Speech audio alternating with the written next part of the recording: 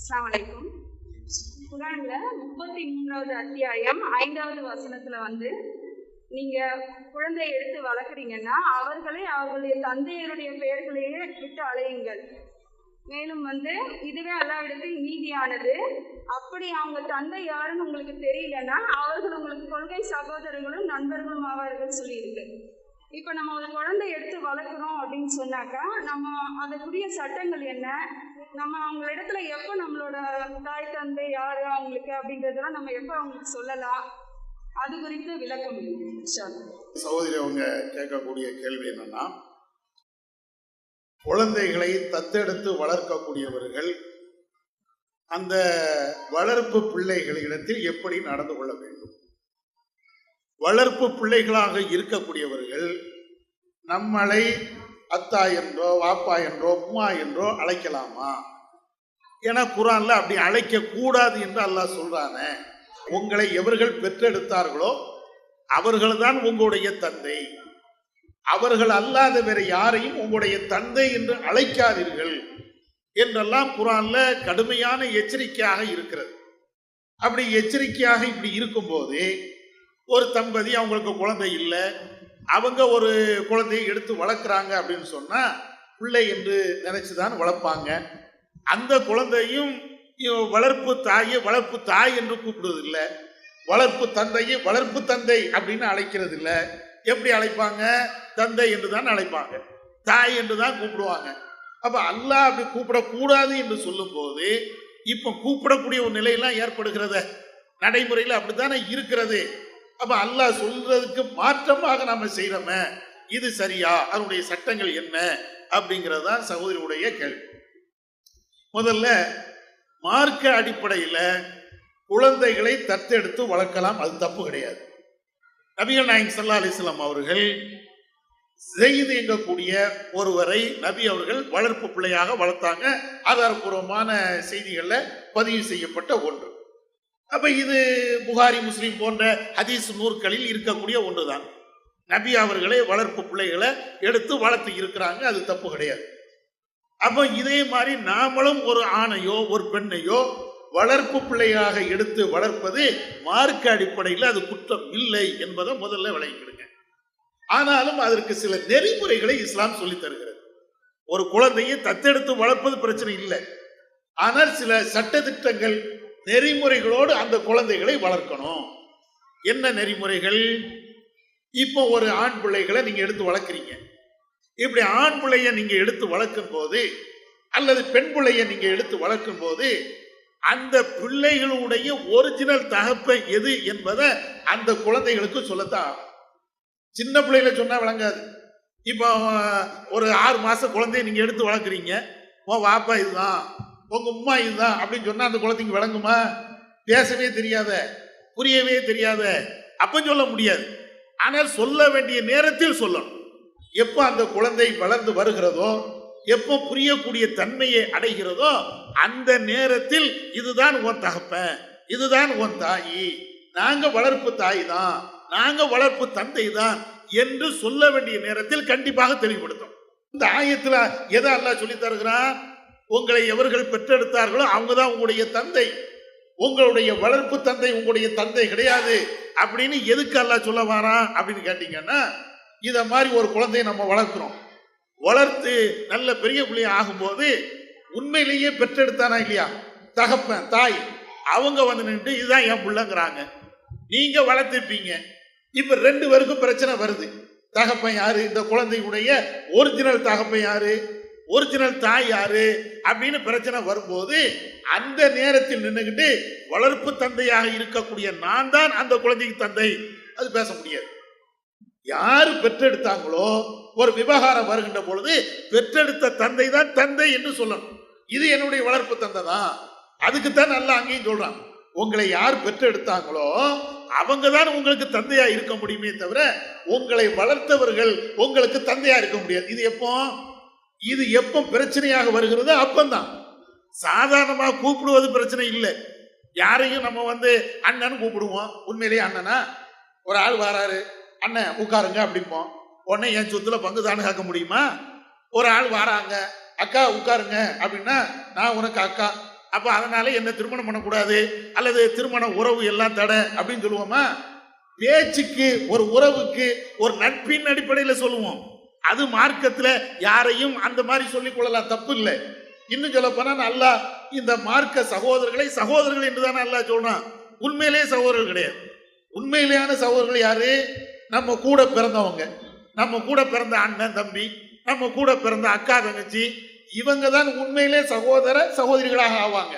மற்றவங்களெல்லாம் ஒரு பேச்சுக்கு, ஒரு உறவுக்காக அல்லது ஒரு நட்புக்காக வேண்டி பேசுவோம்ல, அந்த அடிப்படையில் யாரையும் அத்தான்னு சொல்லலாம், யாரையும் அம்மான்னு சொல்லலாம். அது பிரச்சனை எல்லாம் கிடையாது. யாருன்னாலும் கூப்பிடலாம் தானே.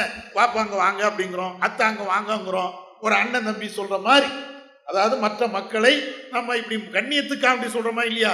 இத மாதிரி கண்ணியத்திற்காக வேண்டி ஒரு தாயை தாயி அப்படின்னு சொல்றது, ஒரு பெண்ணை சகோதரி என்று சொல்வது, இது தப்பு கிடையாது. இதே அடிப்படையில நீங்க வளர்ப்பு பிள்ளைய வளர்க்குறீங்க. அவர் அந்த அடிப்படையில் சொல்றாரு, ஒரு பிரச்சனைக்காண்டி சொல்றது இல்லை, அந்த அடிப்படையில் சொல்றாரு. எல்லாத்தையும் அண்ணன் தம்பின்னு சொல்ற மாதிரி நம்மளை வளர்த்த ஆளையும் தகப்பங்கிறாரு. இது மார்க் அடிப்படையில் குற்றம் கிடையாது, சொல்லலாம். ஆனா எப்போ குற்றம் ஆயிரும்? பஞ்சாயத்து வந்துருச்சு. தகப்பன் யார்? நீங்க ஒரு பிள்ளைய வளர்க்குறீங்களா இல்லையா? அந்த பிள்ளைக்கு தகப்பன் யார் என்று பஞ்சாயத்து வந்துருச்சு. அந்த நேரத்தில் நின்றுக்கிட்டு இவர் தான் என் தகப்பன், தகப்பன் அல்லாத ஒரு ஆளை போய் தகப்பன் சொல்லக்கூடாது. நம்மளை பெற்றெடுக்காத ஒரு ஆளை இவர் தான் என் தகப்பன் சொல்லக்கூடாது. ஏன்னா ஹதீஸ்ல அப்படி தெளிவா வருது, பெரிய பாவம்னு வருது. அப்ப அந்த அடிப்படையில பிரச்சனைகள் வரும்போது இவரை பெற்றெடுத்த ஒரிஜினல் தகப்பன் யார் என்ற கேள்வி வருகின்ற பொழுது உண்மையிலேயே அவரை யார் பெற்றெடுத்தாங்களோ அவங்க தான். அதைத்தான் அங்க சொல்லணுமே தவிர இவர் என்ன வளர்த்தாரு, அதனால இவர் என்னுடைய தாய், என்னுடைய தந்தை என்று சொல்லக்கூடாது. இதைத்தான் அந்த வசனம் சொல்லுகிறது. விளங்குச்சா?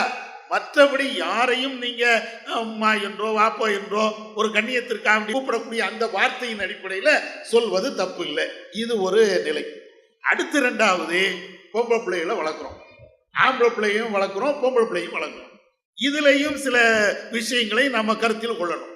இப்போ பொம்பளை பிள்ளையை நம்ம வளர்த்துக்கிட்டே இருக்கும்போது அந்த குழந்தையா இருக்கும்போது பிரச்சனை இல்லை. ஆனால் ஒரு வயசுக்கு வருது, பெரிய பிள்ளையாக ஆகி போயிடுச்சு. இப்ப தகப்பன் என்று அந்த குழந்தை இடத்தில் நாம தனிமையில இருக்க முடியாது. நான் தான் ஒரு பிள்ளை எடுத்து வளர்க்கிறேன், சின்ன குழந்தையில இருந்தே வளர்க்கிறேன்.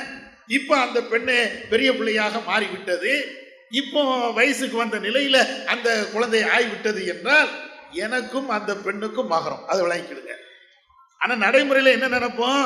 இல்ல, அது என் பிள்ளை தானே, நான் சின்ன பிள்ளையில இருந்தே எடுத்து வளர்த்தனே, நான் வளர்ப்பு தந்தை தானே, அதனால ரெண்டு பேருக்கும் மகரம் தான். அது எப்படி மகரம் ஆகும்? இந்த நேரத்தில் தான் அந்த ஆயத்தை நீங்க யோசிச்சு பார்க்கணும். உங்களை பெற்றெடுக்காத ஒரு ஆளை தந்தை என்று நீங்க அழைக்காதீங்கன்னு வருதா இல்லையா? இந்த இடத்துல தான். இப்ப நம்ம குழந்தைய நம்ம வளர்த்துட்டோம், பொம்பளை பிள்ளையா ஆகி போயிடுச்சு. அது வளர்ந்து வாலிப பருவத்தை அடைஞ்சதற்கு பின்னாடி இன்னும் குழந்தை தான், நாங்க மகரமா தான் இருப்போம், நான் பெற்றெடுத்த பிள்ளை அப்படின்னு சொல்லக்கூடாது. என்ன இருந்தாலும் அது உனக்கு வளர்ப்பு பிள்ளை. நீ அந்த பிள்ளைய பெற்றெடுக்கல, ஒரு ரத்தம் கிடையாது, உனக்கு பிறந்த பிள்ளை இல்ல, உனக்கு வளர்ப்பு பிள்ளை என்றால் அங்க மகரம் என்ற அந்த நிலையை பேணும். இப்ப உதாரணமா ஒரு அந்நிய பெண்ணிடத்தில் நாம எப்படி நடப்போமோ அப்படிதான் அங்கேயும் நடக்க முடியும். அந்நிய பெண்ணிடத்தில் ஒரு அந்நிய ஆண் எப்படி நடப்பாரு அப்படிதான் நடக்கணும். ஆனா இதை சொல்லும் போது எல்லாத்துக்கும் மனசு கஷ்டமா இருக்கும். யாரு இந்த பிள்ளைகளை வளர்த்து வாலிபமாக ஆக்குறாங்களோ, வளர்ப்பு பெற்றோர்களாக யார் இருக்கிறாங்களோ அவங்களுக்கு அது எப்படிப்பா, அது எப்படி சாத்தியமாகும்? ஒரு மாச குழந்தையில இருந்து நான் வளர்த்துக்கிறேன், என் பிள்ளை என் பிள்ளை என் பிள்ளைன்னு சொல்லியே வளர்த்துருக்கிறேன். இப்ப நின்றுக்கிட்டு அது என் பிள்ளை இல்ல, மகரமாக இது ஆகாது எப்படி சொல்றது? சொல்லித்தான் ஆகணும். அதே மாதிரி ஆம்பளை பிள்ளைய வளர்க்குறீங்க. அப்படி ஆம்பளை பிள்ளைய வளர்க்கும் போது அந்த தாய் என்ன இருந்தாலும் அவன் வயசுக்கு வந்துட்டான் அப்படின்னு சொன்னா, வாலிபத்தை அடைந்து விட்டான் என்று சொன்னால் அந்த தாய்க்கு யாரு வளர்க்கிறாங்களோ அந்த தாய்க்கு இந்த மகன் என்பவனும் அது மகரம் என்ற நிலையில வராது. ஏன்னா நீங்க பெற்றெடுக்கல, உங்க வயிற்றுல அந்த குழந்தை பிறனில்ல. யாரை நீங்க வளர்ப்பு பிள்ளை என்று ஆம்பளை பிள்ளை என்று நீங்க வளர்க்குறீங்களோ அது உங்களுக்கு பிறந்த பிள்ளை இல்லை. அதனால அது உங்களுக்கு மகரம் என்ற நிலையிலும் அடையாது. இதையெல்லாம் கவனிக்கணும். பிள்ளைய வளர்க்கிறது பிரச்சனை இல்லை, தத்து எடுக்கிறது பிரச்சனை இல்லை. ஆனா தத்து எடுக்கின்ற பொழுது அந்த பிள்ளைகளை வளர்த்து வாலிபமாக ஆக்கின்ற பொழுது அப்பதான் மார்க்கத்தினுடைய சில சட்டங்கள் குறுக்க வரும். ஆம்பளை பிள்ளையா இருந்தாலும் பெண் பிள்ளையா இருந்தாலும் நீ பெற்றெடுக்கவில்லை என்றால் உனக்கு அந்நிய ஆணு தான், உனக்கு அந்நிய பெண்ணு தான், இந்த நிலைக்கு வரணும். நம்ம சின்ன பிள்ளையிலிருந்து வளர்த்துட்டோங்கிறதுக்காக வேண்டி சட்டங்கள் மாறாது, இஸ்லாத்தினுடைய சட்டங்கள் மாறாது. வளர்ப்பு பிள்ளை தான், வளர்ப்பு பெற்றோர்கள் தான். அதனாலதான் திருக்குறான்ல பல்வேறு இடங்கள்ல அல்லாஹ் திரும்ப திரும்ப சொல்லி தருவது எதை சொல்றா தெரியுமா? நீங்கள் எந்த குழந்தையை பெற்றெடுத்தீங்களோ அதுதான் உங்களுடைய பிள்ளை. நீங்க வளர்த்ததெல்லாம் உங்களுடைய பிள்ளை இல்ல, உங்களுடைய பிள்ளை என்று நீங்க நினைக்காதீங்க. உங்களுடைய பிள்ளைங்க நீங்க தான் பெற்றோர்கள் என்று அவங்களும் உங்களை அழைக்க வேண்டாம். எல்லாம் இதுக்கு தான் சொல்றாங்க. அந்த மகரமான நிலையை நீங்க எடுத்துக்கொள்ள கூடாது. வளர்ப்பு பிள்ளை விஷயத்துல மகரமான நிலையை நீங்க எடுத்துக்கொள்ள கூடாது என்பதற்கு தான் இவ்வளவு சட்டம். இந்த செய்துடைய விஷயத்தை நீங்க எடுத்து பாருங்களேன். செய்துடைய விஷயத்துல அவர் ஒரு பெண்ணை கல்யாணம் பண்றாரு, அதற்கு பின்னால தலாக்கு விடுறாரு. தலாக்கு விடப்பட்ட அந்த பெண்ணை நபி அவர்கள் திருமணம் பண்றாங்க. அப்ப ரசூலா என்ன நினைக்கிறாங்க? அந்த உலகம் என்ன நினைக்கிறது? அன்னைக்கு இருந்த அரபு உலகம் என்ன நினைக்கிறது? செய்து ரசூலாவுடைய வளர்ப்பு பிள்ளை என்றால் அது சொந்த பிள்ளை மாதிரி தான் நினைக்கிறாங்க. அவர் கட்டிய ஒரு பெண்ணை எப்படி மாமனார் திருமணம் பண்ணலாம்? தலாக்கே விட்டாலும் மாமனார் திருமணம் பண்ணலாமா? இப்படித்தான் அன்னைக்கு நினைச்சாங்க. அதுக்கு தானே இந்த ஆயத்தெல்லாம் இறக்குறான். நீங்க பெற்றெடுத்ததான் உங்களுடைய பிள்ளையை தவிர செய்து ரசூலா பெற்றெடுத்த பிள்ளையா? ரசூல்லாவுக்கு பிறந்த பிள்ளையா? ரசூல்லாவுக்கு வளர்ப்பு பிள்ளை. அப்ப வளர்ப்பு பிள்ளை அவர் ஒரு பெண்ணை கல்யாணம் பண்றாரு, அந்த பெண்ணை அவரு தலாக்கு விட்டுருந்தாரு. அதற்கு பின்னால ரசூல்லா கல்யாணம் பண்ணா அதுல என்ன தப்பு? லாஜிக்கு அல்லாஹ் தான் கேட்கிறான். வளர்ப்பு பிள்ளையா பாருங்க, இன்னொரு ஆண் மகன மாதிரி நீங்க பாருங்க, அந்நிய ஆண் மகன மாதிரி நீங்க பாருங்க. அது எப்படி சொந்த பிள்ளையாக ஆகும்? நீங்க பெற்றெடுத்த பிள்ளை மாதிரி எப்படி ஆகும்? அதனால செய்து திருமணம் முடிச்சு அவர் தலாக்கி விட்ட அந்த பெண்ணை இவர் ரசூல்லா கல்யாணம் பண்ணது தப்பு இல்லை. ஆனா சொந்த பிள்ளையா இருந்தா, இப்போ உதாரணமா என் மகன் இருக்கிறான், அவன் சொந்த மகன், எனக்கு பிறந்த பிள்ளை, அவன் ஒரு பிள்ளைய கல்யாணம் பண்ணுதான். அதற்கு பின்னால அந்த பிள்ளைய தலாக்கு விட்டாலும் நான் கல்யாணம் கட்டக்கூடாது. ஏன்? என் சொந்த மருமகாவா? என் மகனுக்கு திருமணம் முடித்து வைக்கப்பட்ட ஒரு பெண்ணு, அந்த பெண்ணை அவங்க தலாக்கு விட்டாலும் நான் கட்டக்கூடாது. என் மருமகளை நான் திருமணம் கட்டக்கூடாது. அது நிரந்தரமா மகரம் என்ற நிலைக்கு வந்துடும். இது எல்லாம் சொந்த பிள்ளைக்கு. ஆனா வளர்ப்பு பிள்ளைக்கு இந்த சட்டம்லாம் பொருந்தாது தானே. அப்ப இந்த அடிப்படையில நீங்க கவனிக்கணும். பிள்ளையை தத்தெடுப்பது பிரச்சனை இல்லை. ஆம்பளை பிள்ளையோ பொம்பளை பிள்ளையோ நீங்க வளர்ப்பு பிள்ளையாக எடுத்துக்கொள்வது இதுல குற்றம் இல்லை. ஆனால் அந்த பிள்ளைங்க வாலிப பருவத்தை அடைகின்ற பொழுது, வயசுக்கு வருகின்ற பொழுது, பருவ வயதை அடைகின்ற பொழுது மார்க்க சட்டங்களை பேணி நடக்கணும். அந்த ஆணா இருந்தாலும் பெண்ணா இருந்தாலும் நீங்கள் வளர்ப்பு பிள்ளையாக இருந்தாலும் அவர்கள் உங்களுக்கு மகரம் இல்லை என்பதை புரிந்து கொள்ளணும். இந்த அடிப்படையில செய்தால் குற்றம் இல்லை.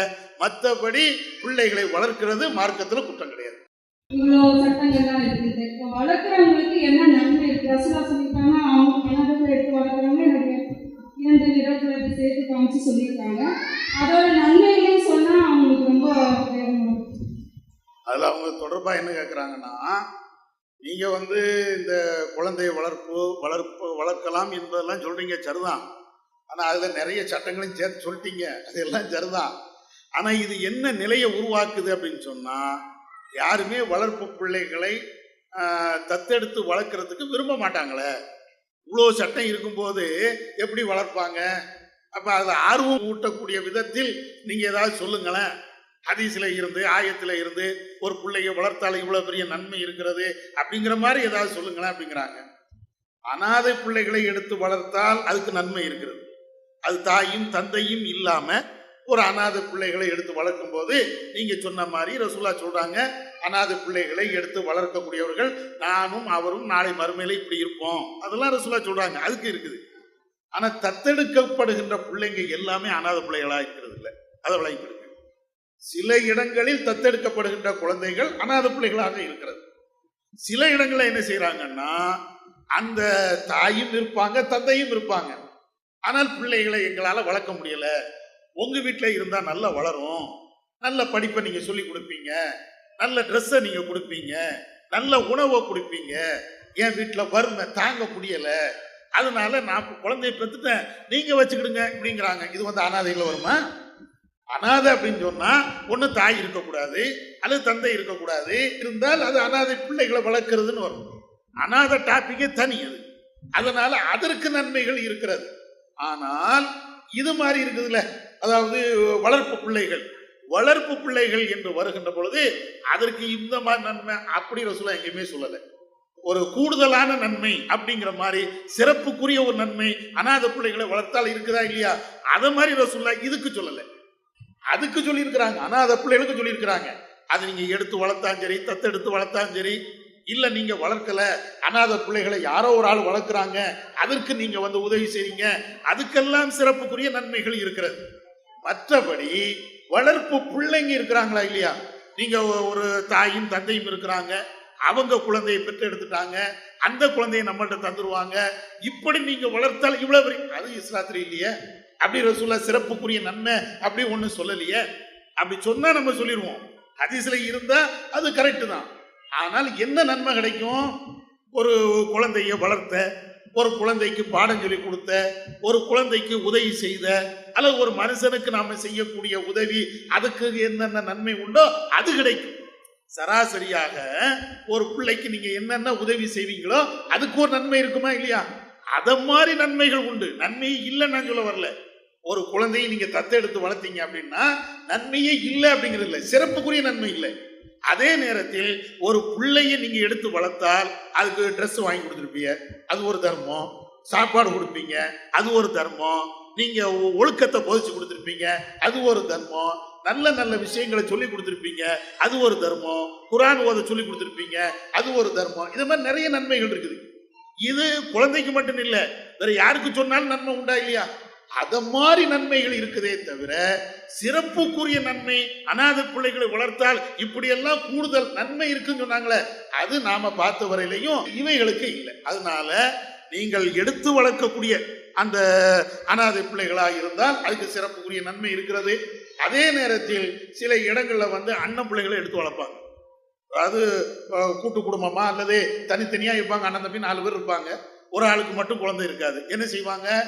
அண்ணனுக்கு 10 பிள்ளை இருக்கும், தம்பிக்கு குழந்தையே இருக்காது. அப்ப தம்பிக்கார் என்ன செய்வாரு? எப்பா எனக்கு பிள்ளையே இல்லை, உன் பிள்ளையத்தான். இது எங்க அனாதன் வரும்? அண்ணன் அந்த குழந்தையுடைய தாய் தந்தை உயிரோடு இருக்கிறாங்க, எனக்கு பிள்ளை இல்லைங்கிறதுக்காக வேண்டி அண்ணனுடைய குழந்தை நான் எடுத்து வளர்க்குறேன்னு அனாதை பிள்ளையாது? அவங்களுடைய பெற்றோர்கள் தான் உயிரோடு இருக்கிறாங்களே. அப்ப அதனால இது அனாதன் வராது. நம்மளுக்கு தேவைக்காக வேண்டி இந்த பிள்ளை பாசம், நம்மளும் குழந்தைய வளர்ப்போம், அல்லாஹ் நம்மளுக்கு தரல, இருந்தாலும் அண்ணனுக்கு கொடுத்த தம்பிக்கு கொடுத்த அந்த பிள்ளை எடுத்து வளர்ப்போம் அப்படிங்கிறோம். அதுக்கு வளர்க்கறதுக்கு உண்டான கூலி இருக்குமே தவிர சிறப்புக்குரிய கூலி இல்லை அப்படிங்கிறதையும் ஹதீஸ்ல நம்ம பார்த்த வரை இல்லை அப்படிங்கிறதுனால சொல்லலை.